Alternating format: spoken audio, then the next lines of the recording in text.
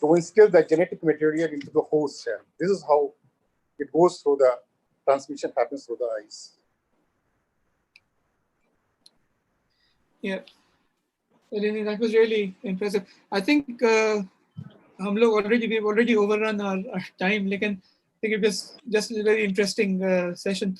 So thank you all for your patience for staying on. And I think we'll move on to the question answer session. Which questions I hear in the chat, this thing, but if you come up with, I don't know if everyone's familiar with how to use the chat thing, and maybe that's the reason why there aren't more questions.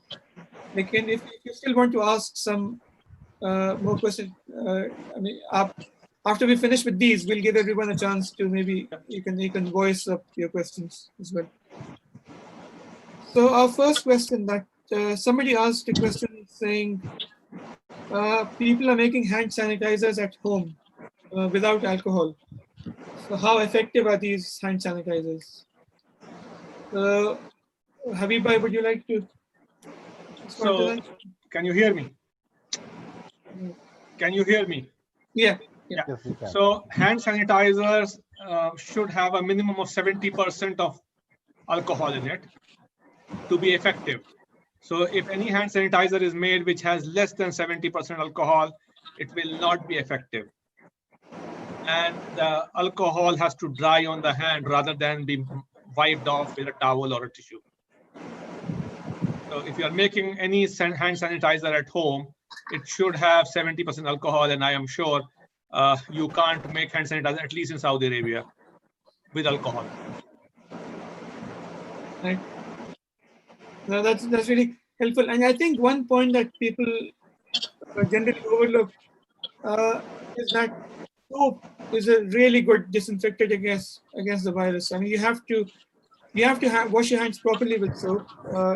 Leave the soap on for at least 20 seconds to half a minute.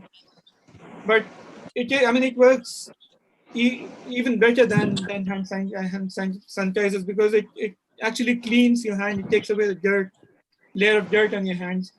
And what hand sanitizer will do is it will just kill the virus on the surface.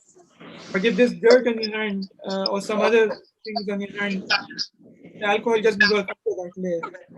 A soap will wash off the grease on your hair or on your hands and the dirt on your hand.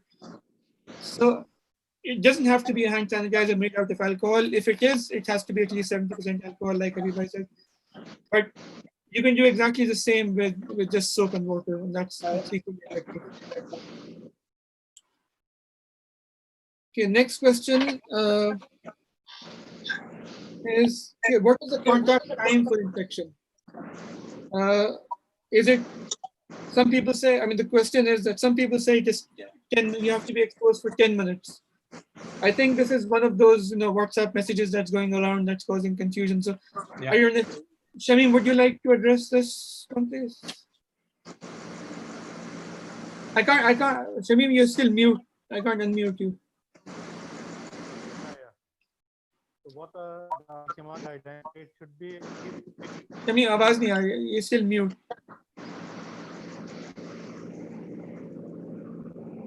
Okay, yeah. Yeah.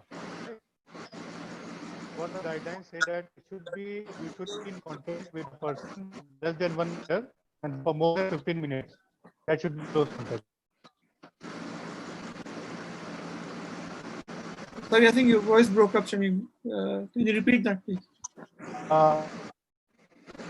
Close contact when you are in the contact with the COVID positive less than 1 meter in contact and for more than 15 minutes. 15 minutes.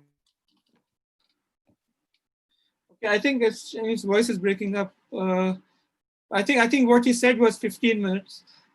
Like, I think 15 minutes, yes.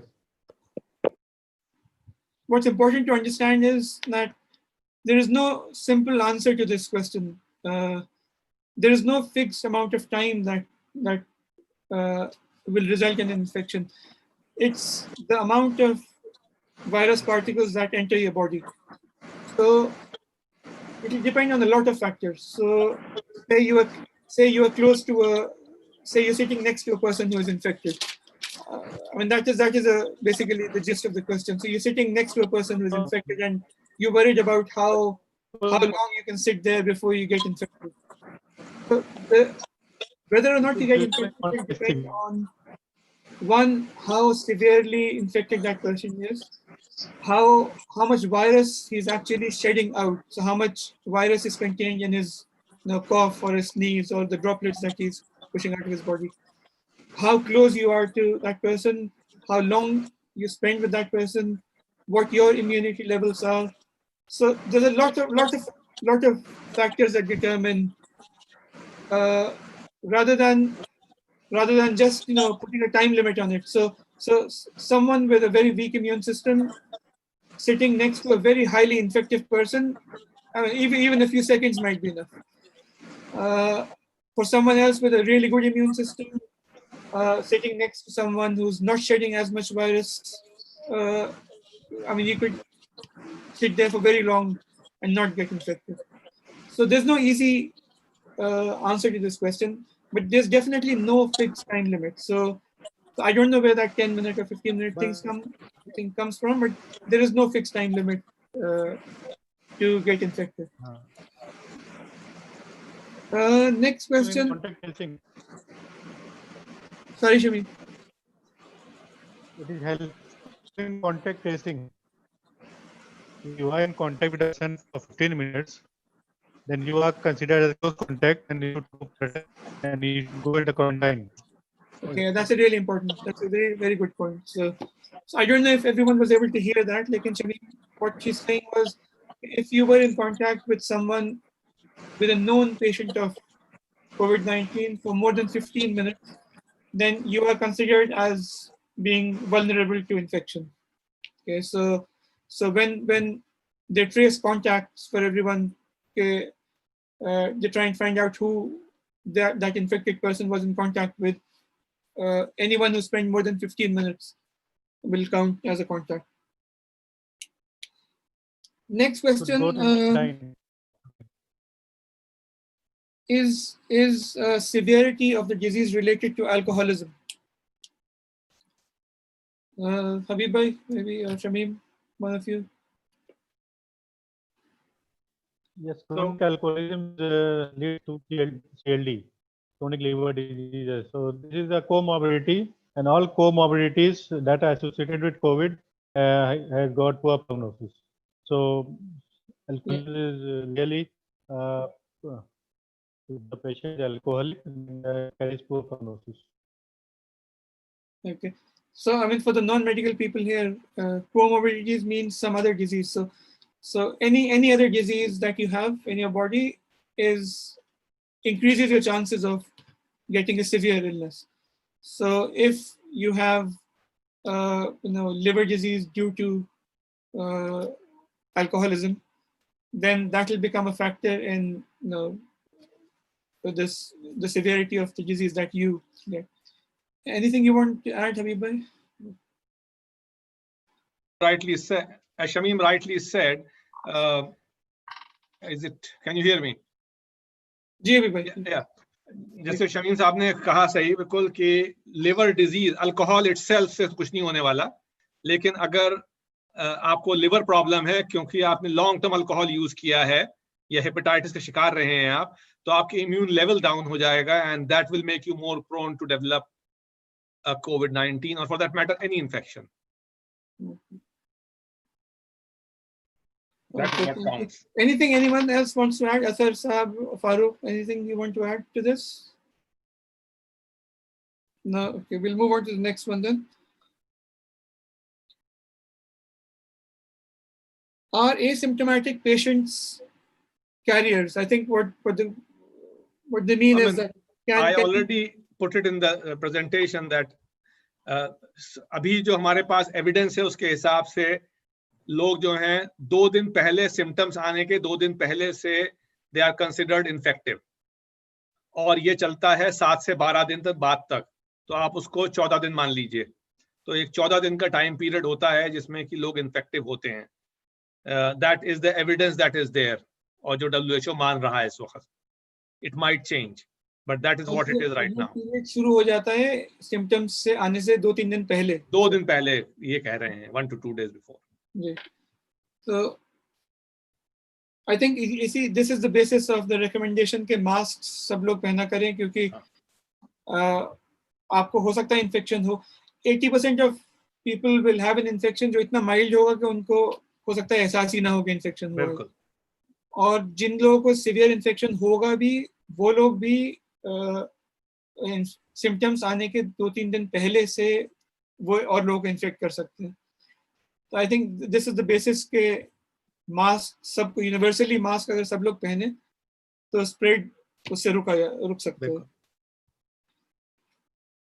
Next question, how do you differentiate between common flu and COVID?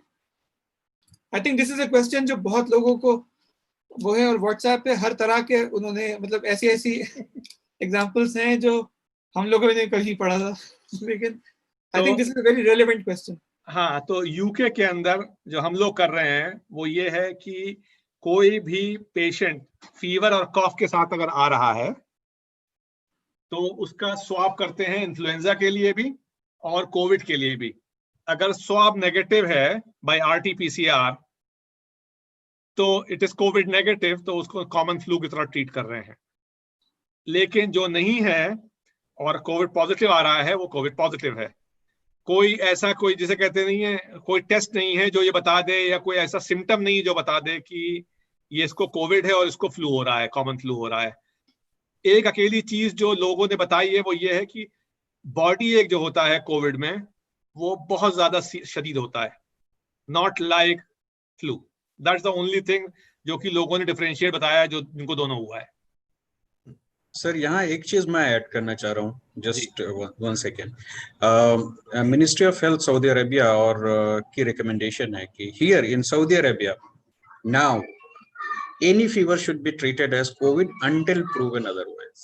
That is there everywhere. तो इसीलिए हर fever को यहाँ पे जो है वो स्वाबिंग करते हैं, और जब रिजल्ट नेगेटिव आ जाता है only then we treat as flu or any other flu.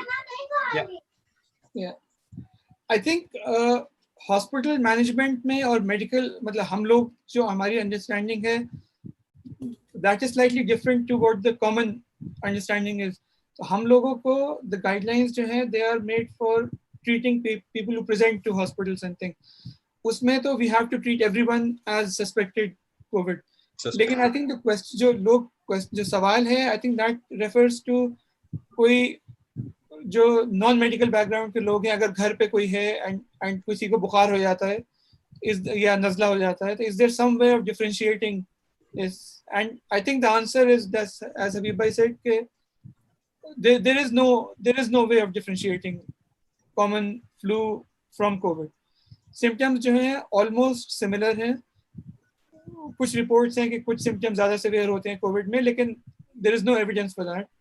और क्योंकि 80% लोगों को बहुत ही माइल्ड सिम्टम्स हो सकते हैं, मतलब इवन कॉमन फ्लू से भी माइल्ड सिम्टम्स हो सकते हैं, तो there is absolutely no differentiating symptom के जिससे आप ये कह सकें घर पे कि आपको यानी. तो इसलिए द रिकमेंडेशन है कि अगर आपको बुखार है या नज़ला है या आपको शुबा है कि आपको हो सकता है कोविड, तो you treat yourself as COVID positive अपने घर वालों की सेफ्टी के लिए और अपनी सेफ्टी के लिए. And you stay away from people जो आपके करीब हैं, घर में बुजुर्ग लोग हैं, because they are highly vulnerable people. उसके खालिद एक चीज मैं ऐड कर दूं. जी खालिद जी, हेलो. हाँ फारूक प्लीज. एक ऑब्जर्वेशन हम लोगों ने यहाँ देखी, स्पेशली इंडियन पॉपुलेशन में, रियाद में, कि द पीपल उनको बुखार हो जाता है and they are treating as flu, और वो उसको कहते नहीं हमें हाँ पहले भी होता रहता था. And suddenly what happens, even they develop shortness of breath and started desatting. Saturation comes below 80. Only then when they visit the hospital and they realize that this is something else. तो हम लोगों ने यहाँ पे एक policy ये adopt की थी कि all those people who are not who going frequently to hospital, we were providing pulse oximeter to those people. At least they should monitor during fever time. They should monitor their pulse oximetry. If it is okay, at least even if they have COVID, so there is no threat to their life. So this pulse oximetry should be a part of evaluation of and monitoring of fever. Nowadays, along with thermometer, we should keep pulse oximeter for monitoring. This is my suggestion. to Indian population who is residing nowadays in Saudi Arabia. So at least वो pulse oximeter से अपनी oxygen देखते रहेंगे. If it is okay, even it is COVID, nothing need to worry. तो फारूक भैया कितने आराम से मिलता है पल्स ऑक्सीमीटर आप लोगों को वहाँ पे मार्केट में? ये 140 रियाल का है यहाँ पे. अब मिल रहा है? हाँ मिल रहा है, इजिली अवेलेबल है सर. 140 रियाल का. इनफैक्ट हम लोगों ने अभी एक ग्रुप बना के करीब 100 पल्स ऑक्सीमीटर डिस्ट्रीब्यूट भी किए कैंप्स में. Okay. तो we are getting this. This is one of the way I think. No, that is a good thing. अगर आप लोग पल्स ऑक्सीमीटर का एक्सेस है इस तरह से तो जी जी. यहाँ पे तो मार्केट से गायब हो गए. नहीं, यहाँ मिल रहा है सर अभी. चलें, that's good. चलें, एक क्वेश्चन इसी से रिलेटेड क्वेश्चन है कि एस्मा और किसी को एस्मा है तो आर दे मोर वल्नरेबल या more likely to get an infection? I think Shamim is They are more likely to get tested. I don't know if Shamim is still here. Shamim, मालूम नहीं, लेकिन अभी भाई आप कुछ बोलना चाहेंगे? भाई asthma के patients के अंदर they are more in tune with their treatments, और pulse oximetry और peak flow meter and all these things they already have, and they are more sensitive to change of respiratory rates and things, so they are more likely to present earlier. लेकिन COVID-19 के times पे मैंने अब तक की सिर्फ एक patient देखा है जो कि प्रॉपर एस्मा का पेशेंट था, who was positive for COVID-19 out of nearly 300 patients or so.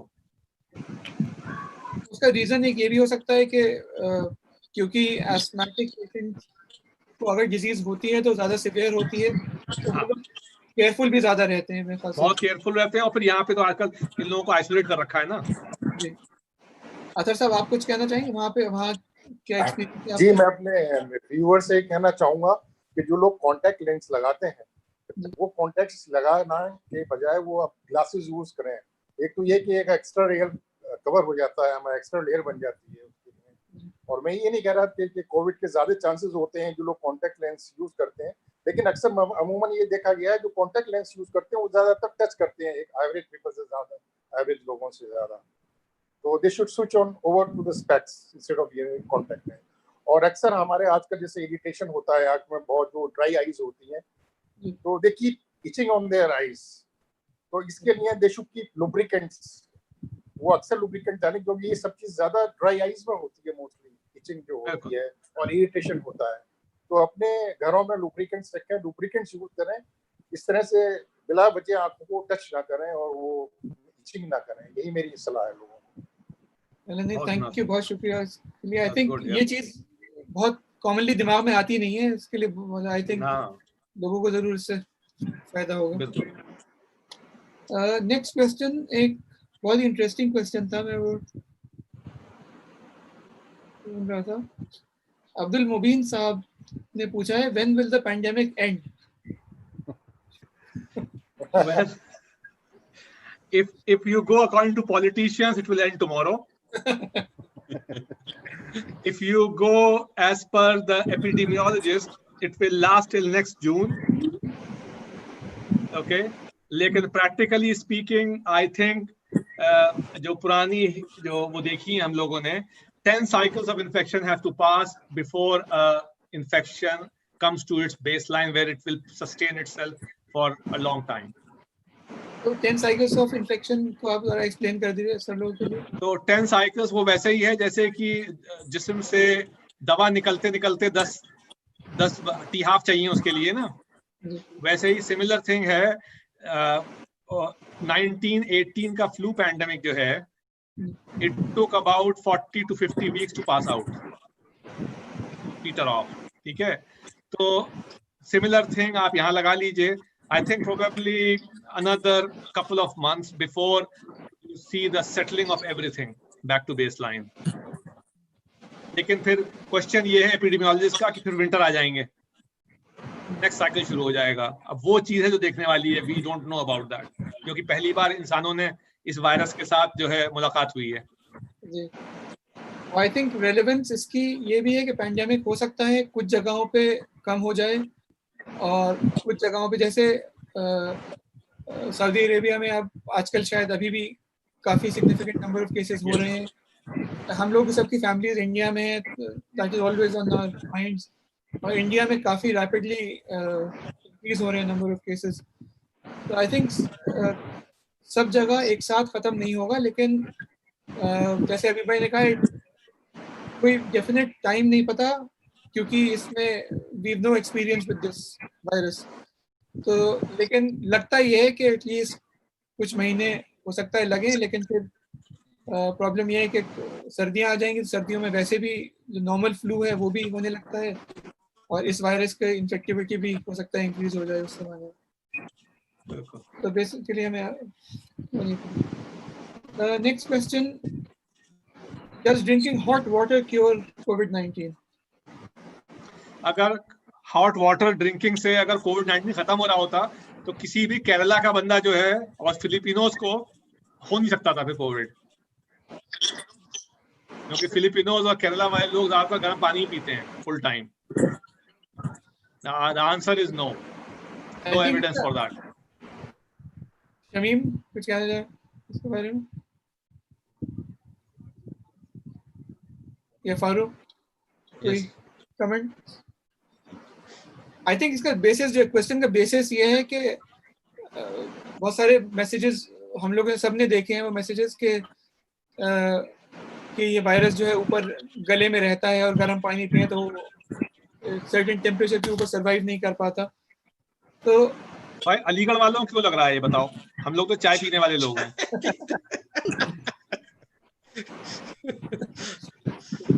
तो आई थिंक मतलब ये question I think it stems from there, लेकिन द इजी आंसर इज कि वायरस हाई टेम्परेचर्स पे मरता है, लेकिन वो बहुत ज़्यादा टेम्परेचर होता है, वो उतने टेम्परेचर का पानी कोई नहीं पीता है।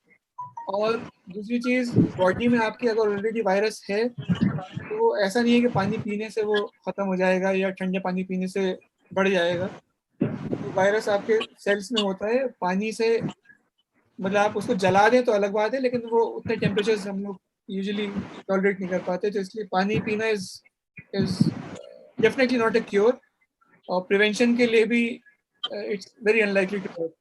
The other thing is कि ये वायरस होता है नाक, नेजोफैरिंक्स में, जो नाक के पीछे का हिस्सा है, मुंह के पीछे के हिस्से में नहीं होता है, और पानी आप कितना ही गर्म पी ले उस एरिया में नहीं जाएगा वो पानी।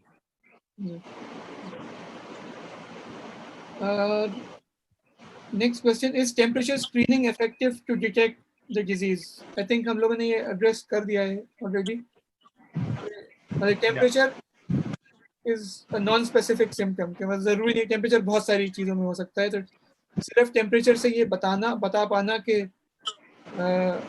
कोविड-19 इन्फेक्शन है, ये इम्पॉसिबल है। और लेकिन इससे ये इंडिकेशन मिल सकता है कि आपको कुछ बीमारी है।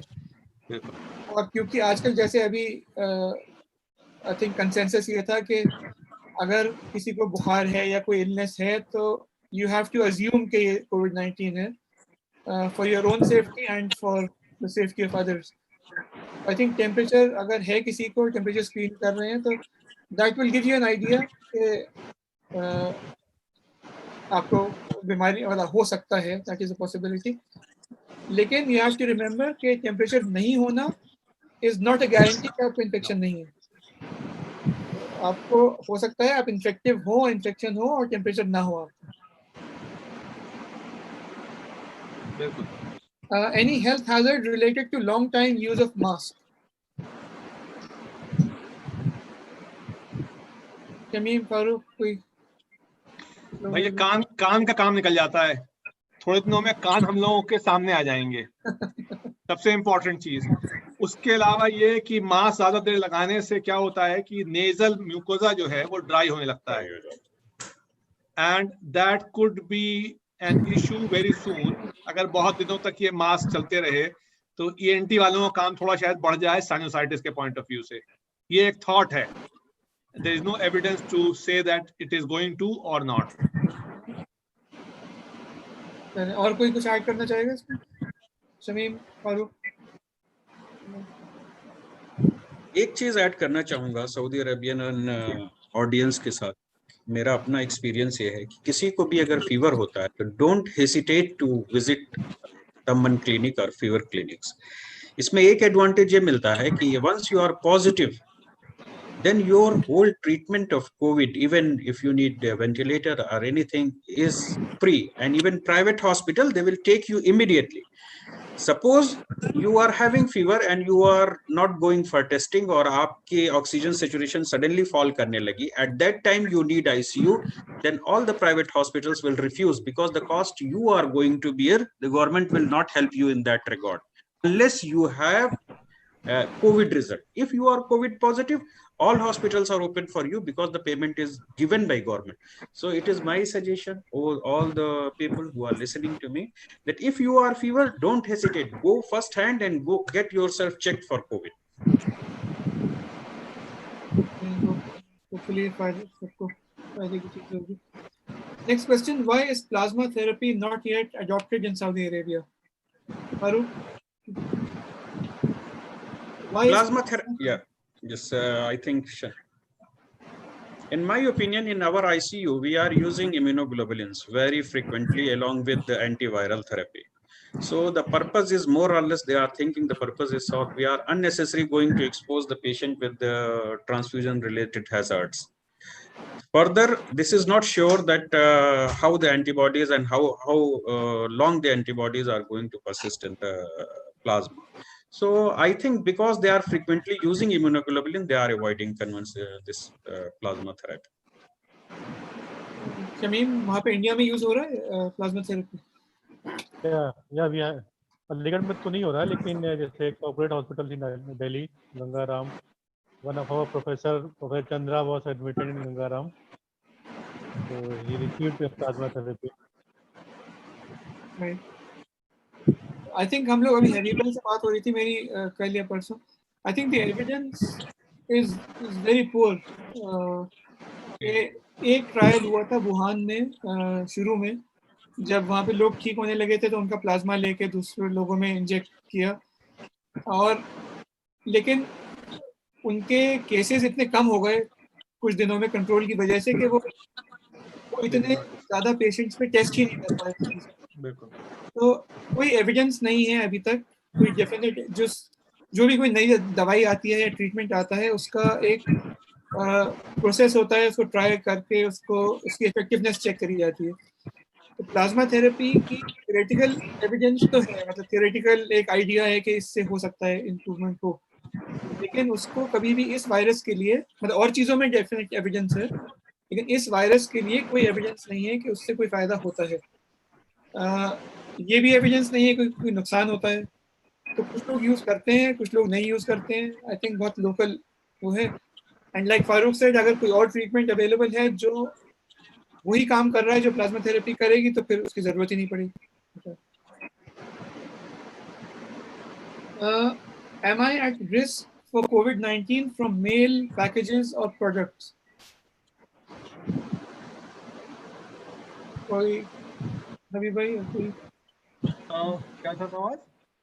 Am I at risk for COVID-19 from mail packages or products? तो अगर ईमेल आए, पार्सल्स आए आपके पास, तो पार्सल भाई अगर जो लेकर आ रहा है पार्सल, जो पकड़े हुए पार्सल को, if he is infected, yes, you are at risk if you immediately touch that parcel.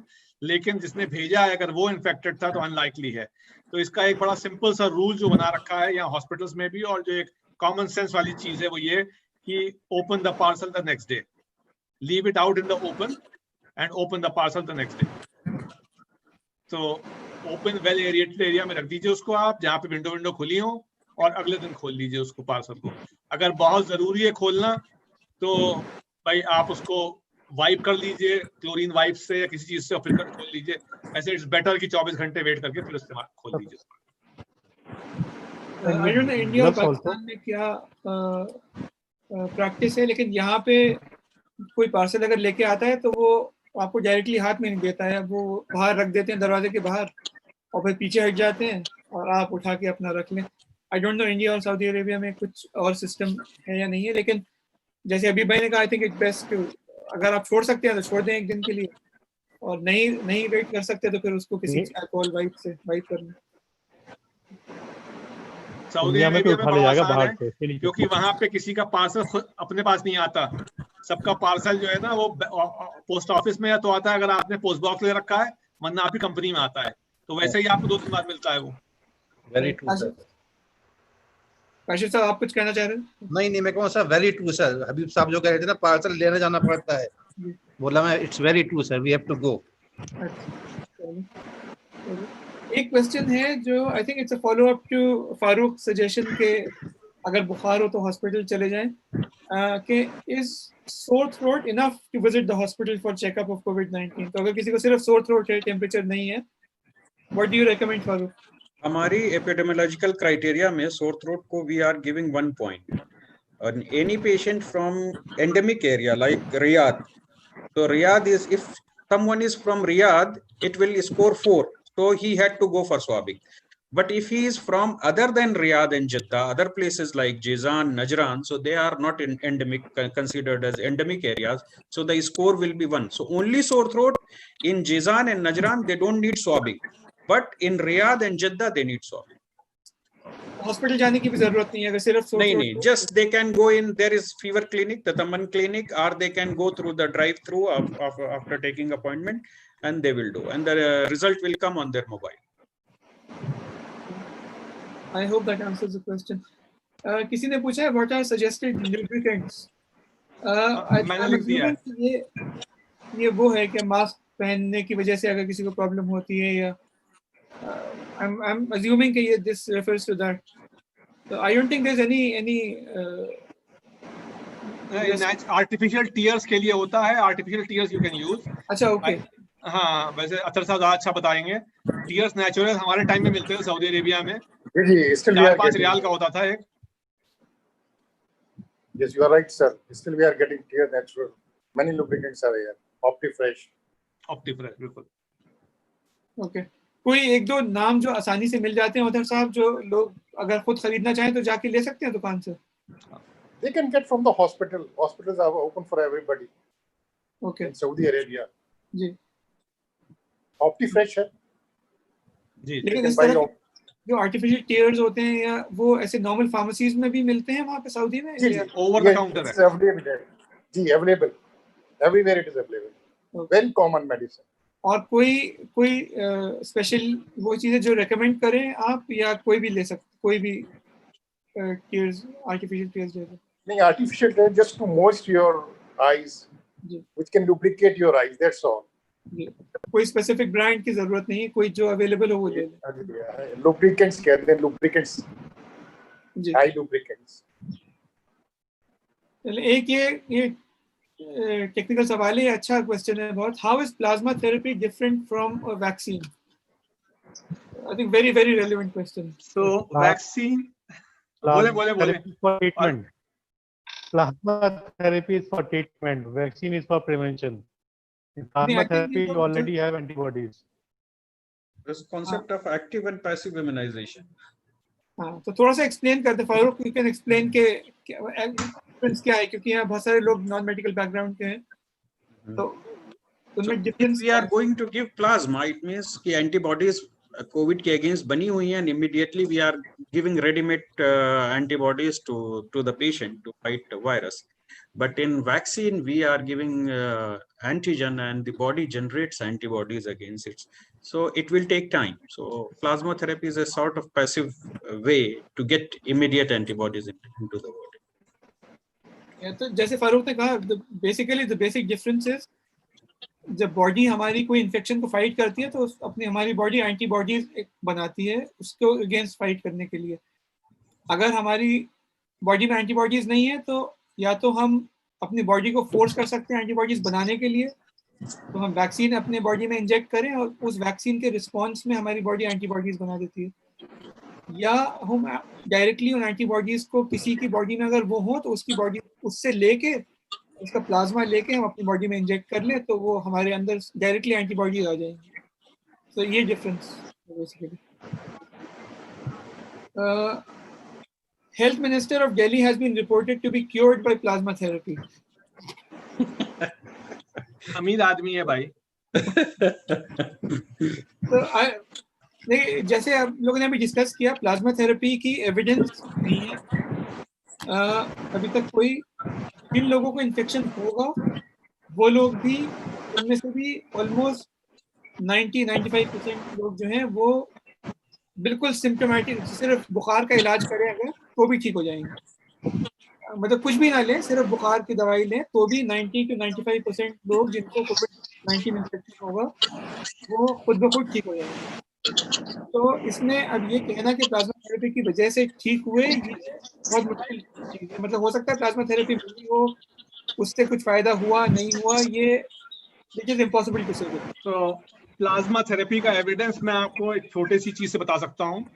जो यहाँ पे जो ट्रायल चल रहा है उसका जो इनिशियल जो वो आया है रिपोर्ट, उसके हिसाब से वेंटिलेटेड पेशेंट्स के अंदर हॉस्पिटल स्टे उन पेशेंट्स का 2 दिन से कम हुआ है, और ये वेंटिलेटेड पेशेंट्स हैं, रियली सिक पेशेंट्स। तो ये this treatment should not be taken lightly, क्योंकि इसके साइड इफेक्ट्स भी हैं, इसके साथ प्रॉब्लम्स भी हो सकती हैं। It is a blood product at the end of the day, आपको इन्फेक्शन भी लग सकता है। तो it has to be taken with a lot of precautions. जैसे फारूक मियां ने पहले कहा ना कि you have to be very careful in using body products, blood products. एक क्वेश्चन है कि थोड़ा सा मॉडिफिकेशन है प्रीवियस क्वेश्चन का, कि अगर कोई एस्थमेटिक है and they have problems in breathing, so how can they differentiate it from कोविड-19? तो वो कैसे पता चलेगा कि एस्थमा है या कोविड-19? Fever. If fever is there, they have to go to the nearest place to seek help. Other than fever, treat it like asthma. Okay. If it is not responding, again you have to seek medical help. Yeah, I hope that answers the question. So basically, अगर वो asthma की तरह लग रहा है आपको feel, क्योंकि asthmatic को पता होता है कि एस्थमा क्या होता है, अगर आपको लग रहा है कि एस्थमा है तो ट्रीट इट एज एस्थमा। अगर वो इम्प्रूव नहीं होता तो ये go to the hospital. Child में एस्थमा है तो जी कौन सा चाइल्ड में अगर एस्थमा है, किसी बच्चे में एस्थमा है तो वो कैसे डिफरेंशिएट? फीवर, देखिए एस्थमा के अंदर सांस फूलती है जी। बुखार जब होता है इसका मतलब इन्फेक्शन हो गया है अब, ठीक है। तो अगर किसी को बुखार हो रहा है तो डेफिनेटली जाके मेडिकल हेल्प ले। एस्थमा के ट्रीटमेंट उनके पास मौजूद होते हैं, अपने ट्रीटमेंट ले। इससे नहीं इंप्रूव कर रहा है तब भी उन्हें हॉस्पिटल जाना पड़ेगा eight the end of the day. अच्छा, जो नेबुलाइजर लेते हैं सर उससे इफेक्ट? हाँ, तो उसके लिए और भी ट्रीटमेंट्स होते हैं नेबुलाइजर के बियॉन्ड। जी, उसके लिए हॉस्पिटल जाना पड़ता है आपको। तो अगर जो आपका रेगुलर घर का ट्रीटमेंट है वो नहीं ठीक कर रहा है तो आपको जाना है हॉस्पिटल। लेकिन अगर फीवर है तो आपको फौरन जाना है, you have to go at the earliest.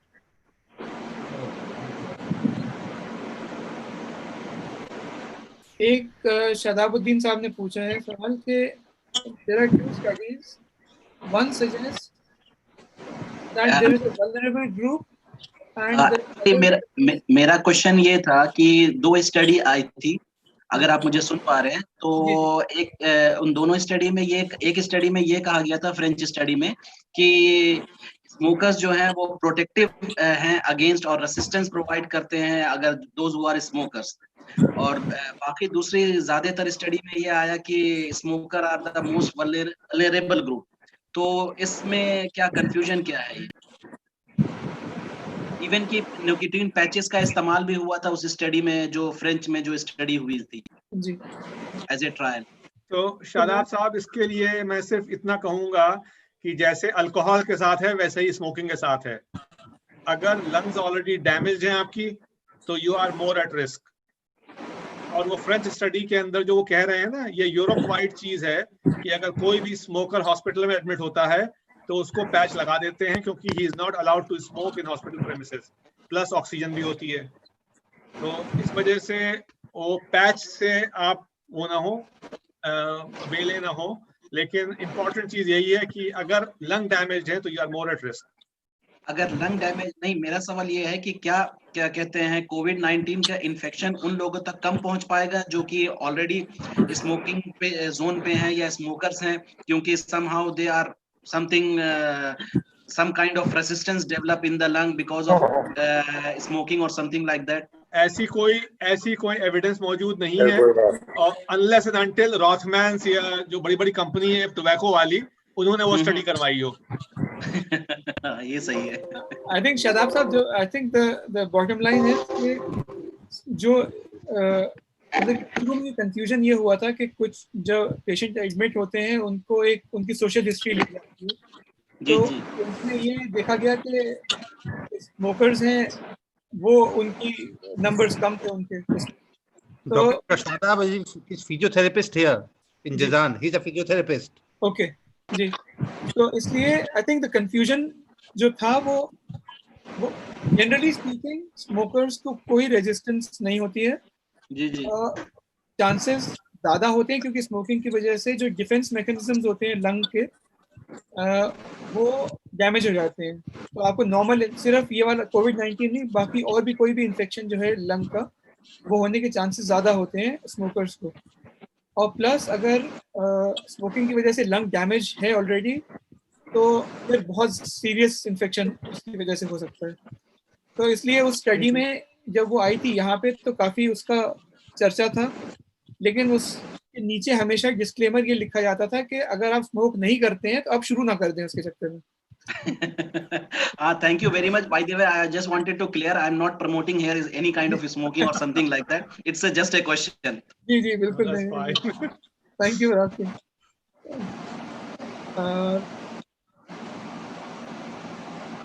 Will we get a certificate for this session?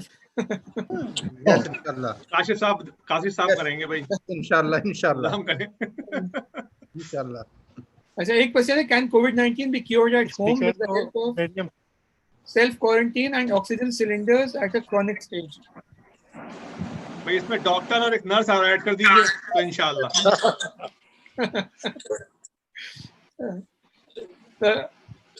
I think जैसे अभी तक ये आई थिंक ये क्वेश्चन आंसर हो चुका है पहले कि अगर आपको प्रॉब्लम हो रही है, अगर आपको इतनी प्रॉब्लम है कि आपको कुछ इलाज करना पड़ रहा है उस प्रॉब्लम का, तो इट्स बेस्ट कि you go to hospital. And as Farooq mention के सऊदी में जो उन्होंने बताया कि गवर्नमेंट फैसिलिटीज़ हैं सबके लिए, और जो इंश्योरेंस वाली चीज़ें मुझे बहुत पूरी समझ में नहीं आई, लेकिन आप लोगों को शायद बेहतर समझ में आएगी कि जितना अर्ली आप चले जाएं वो आप ही के लिए बेहतर है कि आप जितना अर्ली सिस्टम में आ जाएं। I think that's the crux.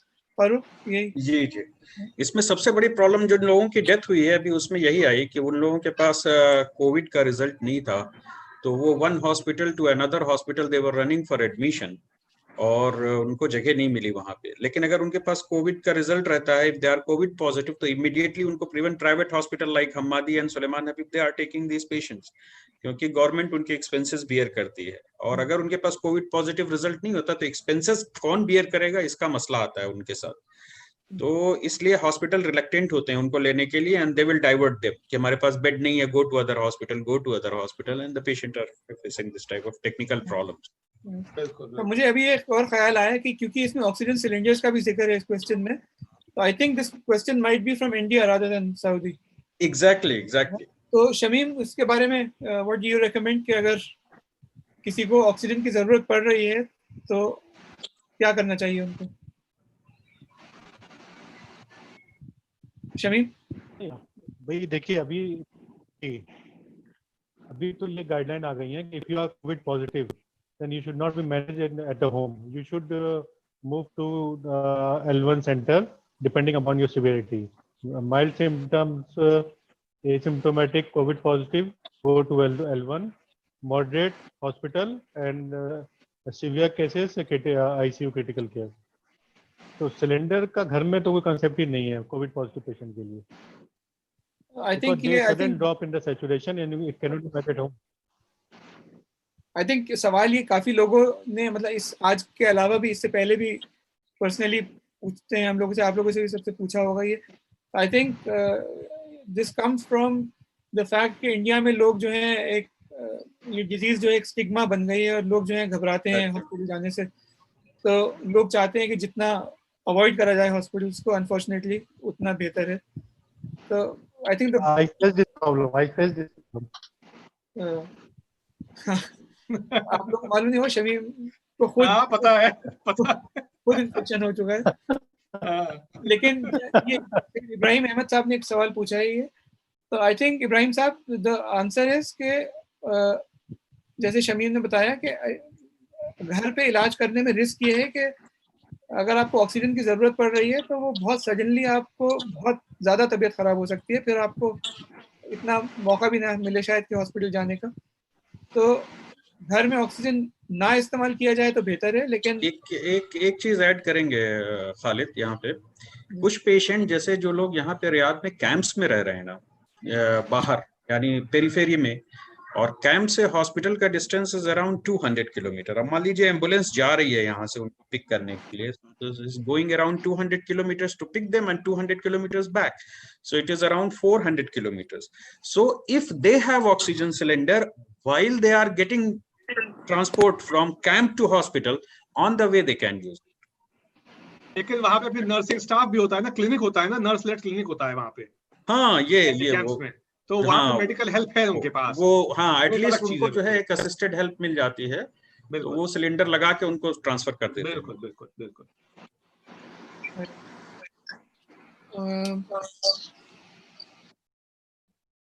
एक नेक्स्ट क्वेश्चन है, some cases are symptomless, symptoms नहीं है तो how do you detect COVID-19? So there is no way to detect COVID-19. तो अगर आपको symptoms नहीं है और आपको कोई बीमारी नहीं है तो ये पता लगाना, unless टेस्ट करे कोई, टेस्ट में तो आ जाएगा लेकिन टेस्ट कराए बिना कोई तरीका नहीं है उसको पता करने का। तो यहाँ पे खालिद एक चीज और बता दें कि इन द इवेंट घर में या आपके जानने वालों में जिनसे आपका एक्सपोजर हुआ है, कॉन्टैक्ट ट्रेसिंग के पॉइंट ऑफ व्यू से टेस्टिंग होगी यहाँ पे, other than that no. Yeah, I hope that answers the question.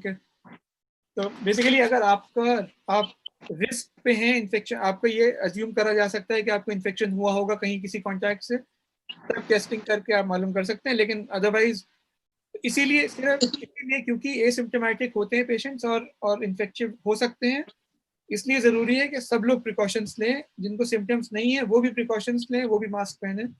वो मास्क का रिकमेंडेशन है वो इसी वजह से।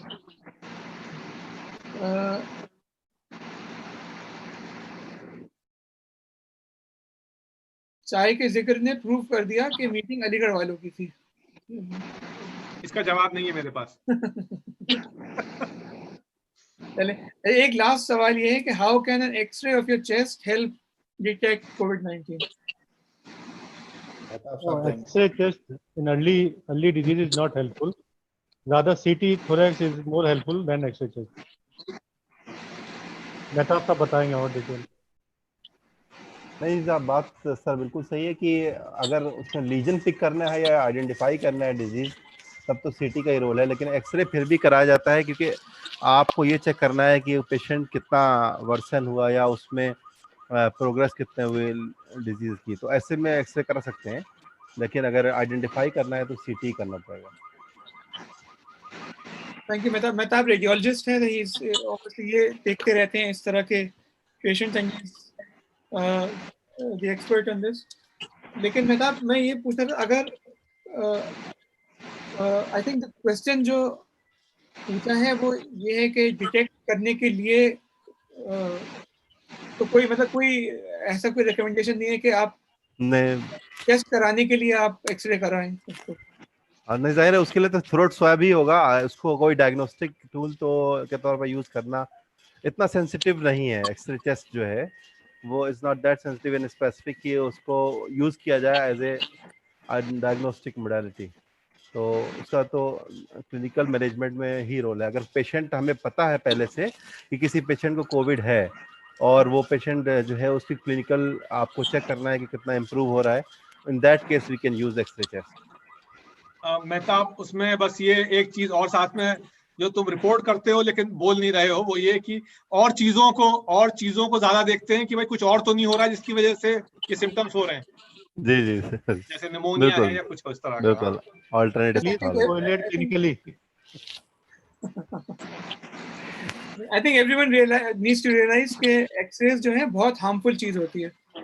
तो एक्सरेज जब तक अवॉइड करे जा सके वो करना चाहिए।